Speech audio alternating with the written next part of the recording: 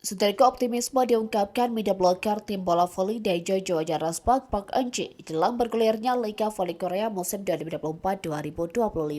Para pemain Raspak telah berkumpul untuk mempersiapkan musim baru yang akan berlangsung pada bulan Oktober mendatang. Kecuali Megawati Hagesri Pertiwi, pembola voli Indonesia itu baru akan bergabung ke tim setelah menyelesaikan tugasnya bersama Jakarta Bin pada Proliga 2024. Park Eun-ji berambisi membantu tim berjuluk Race Force itu tampil lebih baik lagi pada musim ini. Tak hanya sekedar lolos ke babak playoff, pemain bernomor punggung 6 itu menginginkan penampilan solid Megawati DKK dalam sepanjang musim. Musim lalu, performa Raspak sempat mengalami pasang surut meski berhasil mencuri perhatian pada putaran pertama.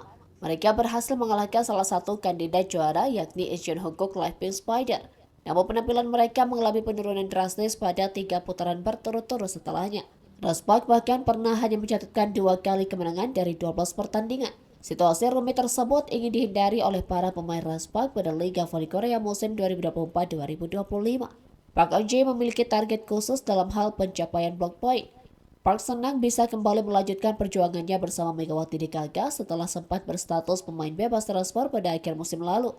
Dia menolak banyak tawaran tim untuk tetap membela Raspak dengan mendapatkan bayaran 350 juta won per tahun atau sekitar 4,1 miliar rupiah.